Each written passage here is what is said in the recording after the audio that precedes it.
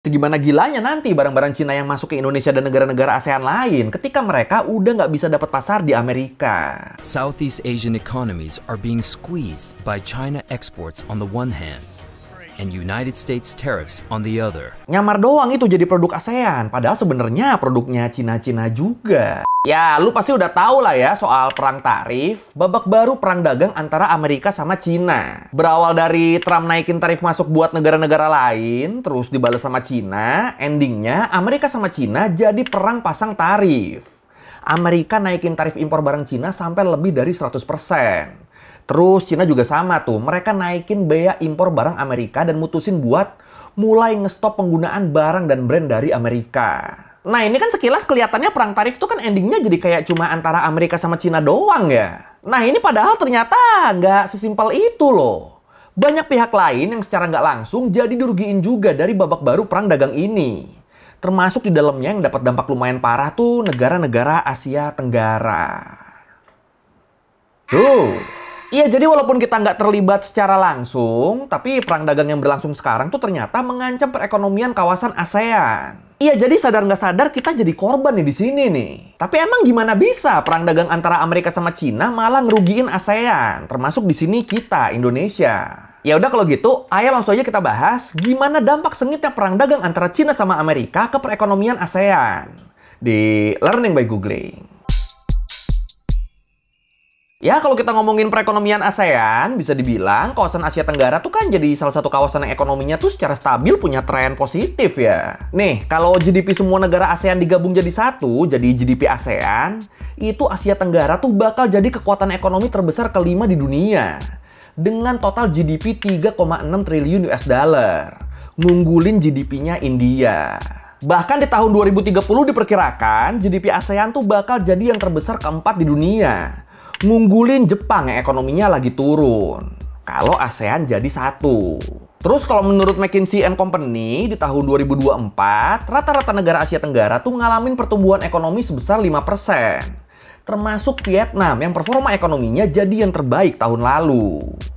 Pertumbuhan ekonomi mereka tuh sampai lebih dari 7%. Ini ngeri ya Vietnam ya. Bahkan Thailand yang sebelumnya jadi satu-satunya negara ASEAN yang di tahun 2023 ngalamin pertumbuhan ekonomi di angka minus, itu performa ekonomi mereka di tahun lalu, di tahun 2024, itu meningkat ke angka 3%-an loh. Dan angka Thailand ini bahkan lebih bagus dari Cina yang saat ini pertumbuhan ekonominya tuh ada di angka 2-3%-an. Ho, pratetai, cek makley. Ya, kalau mungkin lo inget di konten-konten kita sebelumnya kan kita ada beberapa kali bahas ya gimana negara-negara Asia Tenggara jadi aktor penting dalam perekonomian dan perdagangan dunia. Kayak Malaysia misalnya yang jadi produsen chip atau Vietnam yang banyak dilirik perusahaan besar buat dijadiin tempat produksi. Ya, intinya emang wilayah yang menjanjikan banget nih ASEAN nih secara ekonomi nih. Belum lagi di kawasan Asia Tenggara ini kan ada Selat Malaka yang jadi salah satu rute perdagangan terpenting di dunia. Dia tuh jadi jalur penting yang menghubungkan Asia sama Eropa. Ya bisa dibilang cheat code-nya perdagangan dunia banget lah Selat Malaka ini. Makanya nggak heran kalau akhirnya ASEAN jadi kawasan yang diperhitungkan banget dalam perekonomian dunia. Keren juga ya kita ya. With a combined GDP of more than $4 trillion, the core economies of Southeast Asia are expanding notably faster than those of Europe or the US. A swift post-COVID rebound and domestic investments lend support to consumer spending, especially among the burgeoning middle class. Tapi di tengah tren positif perekonomian Asia Tenggara, saat ini negara-negara di ASEAN tuh malah dihadapkan sama masalah berat yang mengancam perekonomian mereka nih. Ya, lu tahu dong masalah beratnya apa dong? Iya benar, perang dagang dan perang penerapan tarif yang makin intens antara dua penguasa perdagangan global. Antara Amerika sama Cina. Ya, gue yakin lu udah pada tahu lah soal ketegangan dua negara ini. Diawali dari Presiden Amerika, Donald Trump, yang ngeluarin kebijakan tarif impor buat berbagai barang dari luar negeri, termasuk barang-barang impor dari Cina, yang kemudian sama pihak Cina dibalas dengan penetapan tarif yang lebih tinggi lagi ke produk asal Amerika. Dan sampai gue bikin video ini, baik Amerika maupun Cina, mereka tuh udah netapin tarif sampai lebih dari 100% buat barang dari masing-masing negara. Tapi ya ini, sebelum kita bahas dampaknya ke Asia Tenggara, gue pengen ngasih latar belakang dulu nih. Kenapa Amerika sampai segitunya nerapin tarif ke barang-barang impor, khususnya barang-barang dari Cina.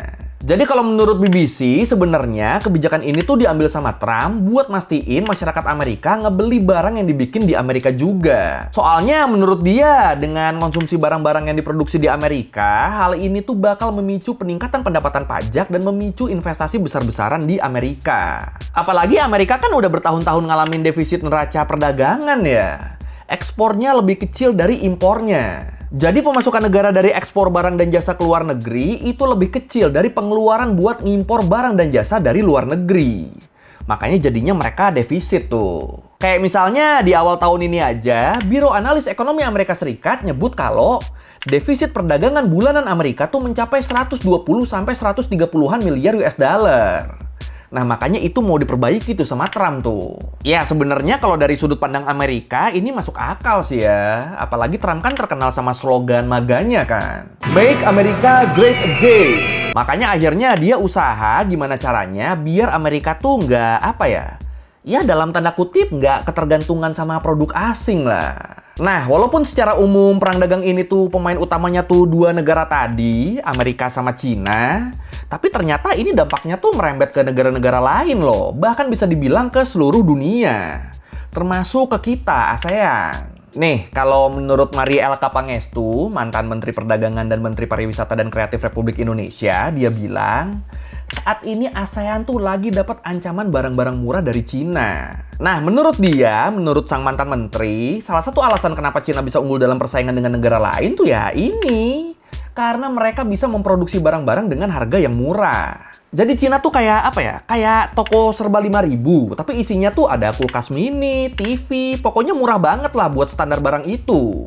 Murahnya tuh ya kadang hampir nggak masuk akal lah. Nah, itu jadi ancaman tuh buat ASEAN tuh. Ya, walaupun masih banyak stigma yang nyebut kalau barang Cina tuh biasanya kualitasnya jelek, makanya harganya murah, tapi faktanya penjualan produk-produk buatan Cina tuh tetap tinggi loh. Apalagi kemarin waktu Trump resmi ngumumin soal penetapan tarif baru buat barang-barang dari Cina, itu langsung banyak kan tuh konten-konten di sosmed yang ngebongkar gimana barang-barang branded yang selama ini dianggap sebagai barang mewah, ternyata dibikinnya di Cina dengan biaya produksi yang jauh lebih murah dari harga jualnya. Makin goyang deh barang-barang branded barat deh gara-gara ini.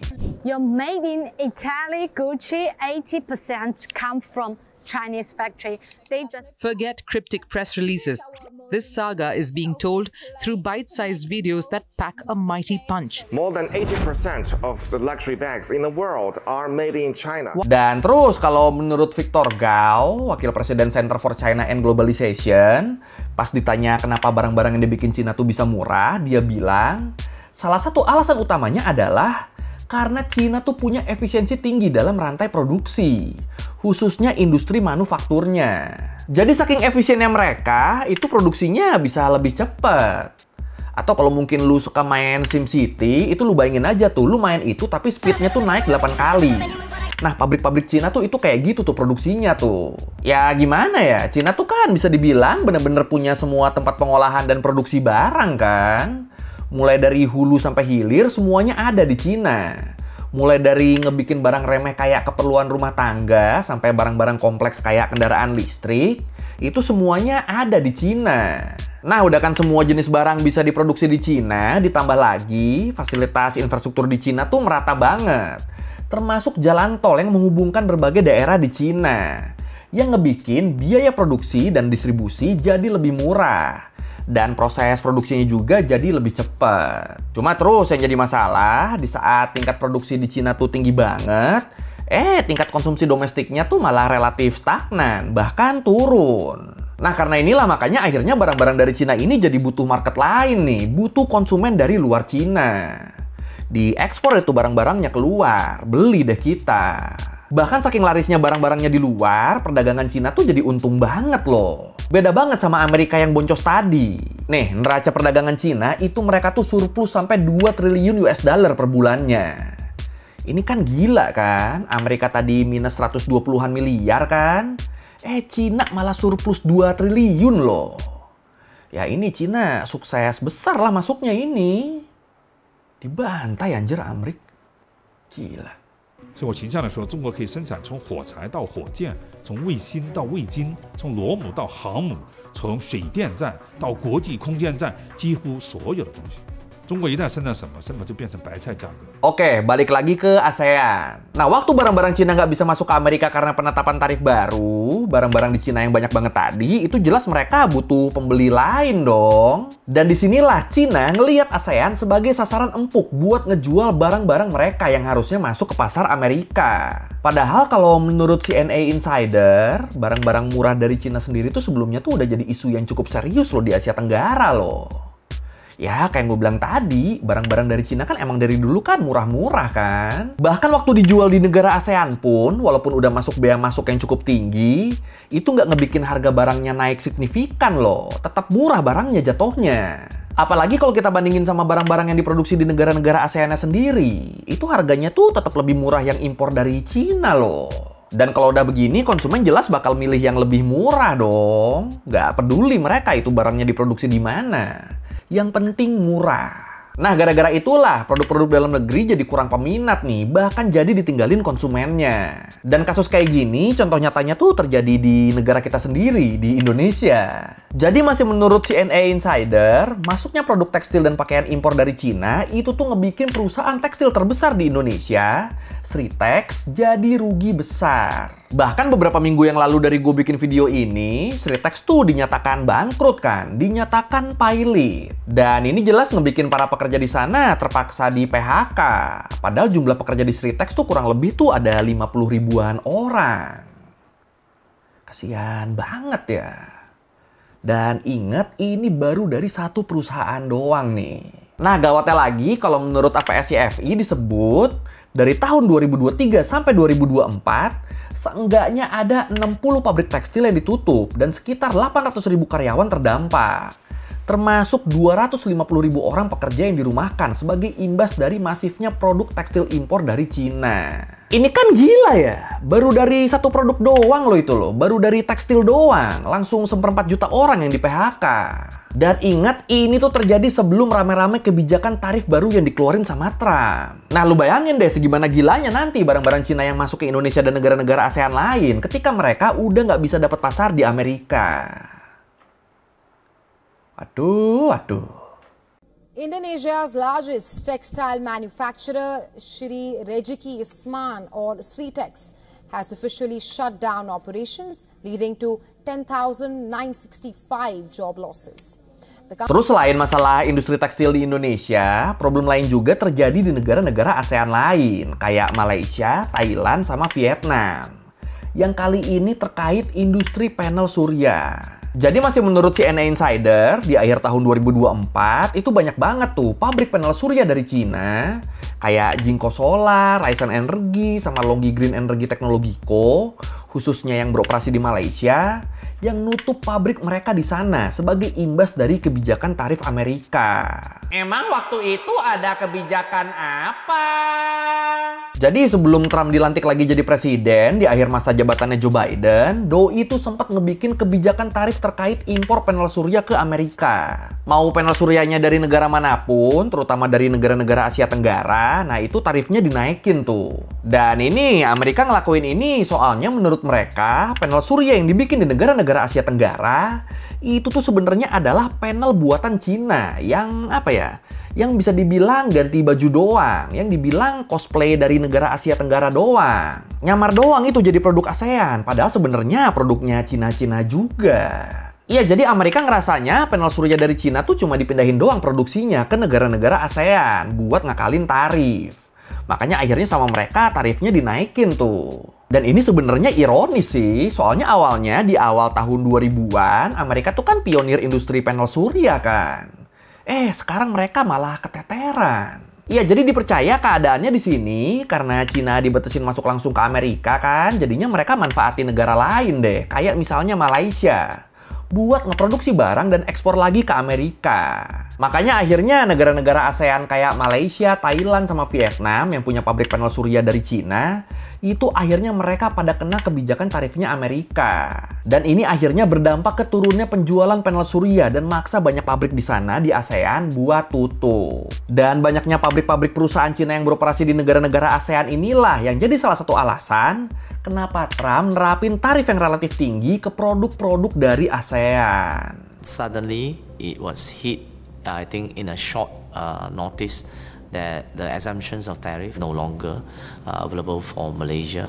So it will impact Malaysia solar panel manufacturing industry a lot. It might kill off the whole industry. Terus industri lain yang juga terdampak tuh ini nih, otomotif. Dan buat di ASEAN, salah satu negara yang jadi pusat produksi otomotif tuh kan Thailand ya. Iya, jadi selama ini Thailand tuh jadi tempat produksi brand-brand mobil dari Jepang, kayak Subaru, Suzuki, sama Nissan. Dan mobil-mobil Jepang yang dibikin di Thailand ini, mereka tuh ditargetin buat memenuhi permintaan di berbagai negara. Termasuk di Asia, Australia, Afrika, dan Amerika. Ya bisa dibilang hampir semua lah ya, kecuali Eropa. Nah tapi nih, di 2 tahun kebelakang ini, penjualan mobil-mobil Jepang ini tuh relatif turun loh. Bahkan banyak pabrik brand otomotif Jepang di Thailand yang akhirnya terpaksa tutup, yang dampaknya ngebikin ribuan pekerja jadi kena PHK. Kenapa bisa tutup? Ini semua gara-gara kehadiran benda yang namanya mobil listrik. Ya makin kesini mobil listrik tuh kan makin dilirik sama orang-orang ya. Apalagi orang yang punya concern terkait isu lingkungan. Nah itu mobil listrik pasti jadi opsi utama tuh buat mereka tuh. Dan ya gue yakin lu juga udah pada tahu lah, industri mobil listrik tuh kan sekarang kan yang nguasain tuh Cina kan.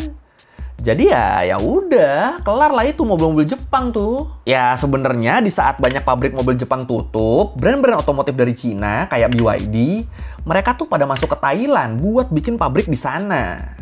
Jadi sebenarnya kalau secara logika basic ini ya diganti, yang dari Jepang tutup, yang dari Cina masuk, harusnya keganti nih. Tapi terus kalau menurut King Kai Tesha Kanon, Associate Professor Ekonomi di Thammasat University, dia bilang masuknya brand mobil listrik dari Cina yang berencana bangun pabrik di Thailand itu tuh nggak akan gitu aja ngatasin masalah tenaga kerja di Thailand. Kenapa gitu? Ini alasannya ada 2. Yang pertama, brand-brand mobil listrik Cina yang masuk ke Thailand itu pasti mereka bakal menyesuaikan diri dulu. Jadi nggak mungkin langsung beroperasi full tuh. Pekerja yang dibutuhin di awal pasti nggak begitu banyak. Terus alasan yang kedua, soalnya mobil listrik tuh komponennya tuh lebih sedikit daripada mobil konvensional. Ditambah proses produksinya juga tuh udah banyak digantiin sama robot kan. Dan jelas ini ngebikin tenaga kerja yang dibutuhin pasti jauh lebih sedikit dong dibanding pabrik mobil konvensional. Jadi walaupun diganti sama pabrik-pabrik mobil listrik Cina, tapi tenaga kerja baru yang terserap tuh itu nggak bakal sebanyak tenaga kerja yang di PHK tadi. Jadi ya endingnya bakal tetap banyak yang nganggur nih. Dan kalau kita ngomongin industri mobil listrik, ini pastinya nggak bisa dilepasin dari produksi baterai dong. Nah kebanyakan mobil listrik dari Cina, mereka tuh pada pakai baterai yang berbahan dasar nikel. Dimana nikelnya itu diperoleh dari penambangan yang dilakukan di Indonesia. Nah, ciloko nih, celakanya buat kita, tambang nikel di Indonesia tuh ngebikin masalah baru lagi loh. Kayak penggundulan hutan, pencemaran sumber air, sampai keselamatan kerja. Dan kalau udah kayak gini ya lagi-lagi yang dirugiin negara ASEAN dong. Atau dalam hal ini Indonesia nih. Lagi-lagi gitu ya kita ya, cuma jadi konsumen kalau enggak cuma jadi yang dikeruk sumber dayanya. Aduh.